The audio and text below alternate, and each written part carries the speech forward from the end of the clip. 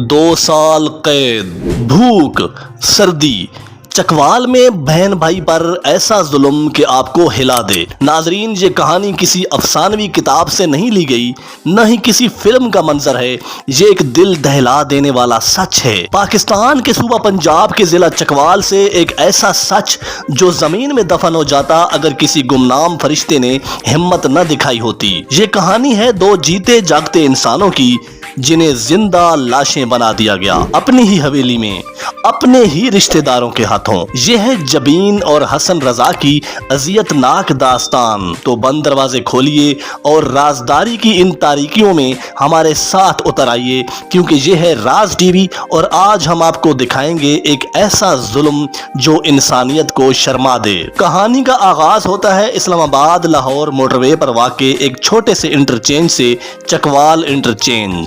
यहाँ से अगर दाएं जानिब निकलें तो थाना नीला आता है और इसी थाने में 1 फरवरी सन 2025 को एक खत मौसूल हुआ।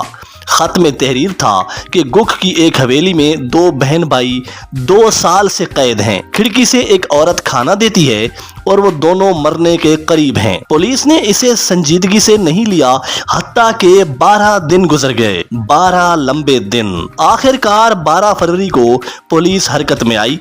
गुख गांव थाना नीला से 25 किलोमीटर दूर, यहाँ तक सड़क भी अभी जनरल फैज हमीद साहब की मेहरबानी से शायद बनी थी और यही सड़क पुलिस को ले गई एक अजियतनाक हकीकत की दहलीज तक। वहाँ एक हवेली में एक दरवाजा खुला और सामने 9 दिन से मरी हुई लड़की को पाया गया। इस लड़की का जिस्म हड्डियों का ढांचा था, कपड़े गंदे और बदबूदार और इतने पुराने कि शायद सालों से न बदले गए थे। कमरे में रोटी के पुराने टुकड़े और इसी कमरे के कोने में फुजला, यानी वो वहाँ ही कैद थी, मुकम्मल तन्हाई में, मुकम्मल जिल्लत में।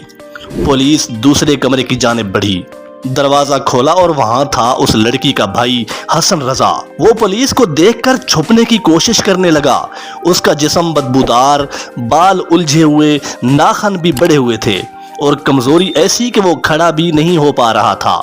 वो कमरे में ही रफ़े हाजत करता था और बरसों से शायद धूप भी नहीं देखी थी। पुलिस उसे थाने ले गई, उसे गुस्ल दिया गया, नए कपड़े दिए गए और खाना दिया गया और हर चीज को वो ऐसे देख रहा था जैसे सालों बाद देख रहा हो। फिर उसने सच सुनाया, यानी हसन रजा ने बताया कि मेरा नाम हसन रजा है, उम्र 32 साल। मेरी बहन का नाम जबीन था, उसकी उम्र 25 साल थी। उसने मैट्रिक में रावलपिंडी बोर्ड में टॉप किया था, फिर बीएससी भी इम्तियाजी नंबरों से की थी। हम दोनों को वालिदैन से 950 कनाल जमीन विरासत में मिली थी। हमारे वालिद शरीफ इंसान थे जिनका कुछ साल पहले इंतकाल हो गया था और वालदा तो पहले ही वफात पा चुकी थी। और फिर इस यतीम इंसान ने बताया कि असल क़यामत क्या थी। हमारे तायाजाद भाई यानी उस शख्स ने अपने 3 कज़न का नाम लिया कि ये लोग हमारी ज़मीन हथियाना चाहते थे। इन्होंने हमें पागल करार देकर हवेली में कैद कर लिया, वो भी 2 साल तक। यानी अब तक 2 साल हो गए थे। हम दोनों बहन भाई को अलग अलग कमरों में बंद कर दिया, ना कपड़े दिए, न सर्दियों में कोई गर्म कपड़े, बिस्तर, न गर्मियों में कोई पंखा, न ही कोई रोशनी का बंदोबस्त था। हत्ता कि कोई चीज भी न दी गई, सिर्फ रोटी और सालन कभी कभी खिड़की से अंदर फेंका जाता था। हमें ऐसी दवाइयां दी जाती रहीं कि दिमाग खराब हो जाए। सालों एक ही जोड़ा कपड़ों का जो तन पर पहना था वो 2 साल से पहना हो तो कितना गंदा होगा आप खुद अंदाजा लगा सकते हैं। गुस्ल नहीं कर सकते थे क्योंकि कोई इंतजाम ही नहीं था। फुजला भी उसी कमरे में जिसमें बंद थे। हसन रजा कहता है कि बस अब हम मरने के करीब थे और जबीन वो मर गई।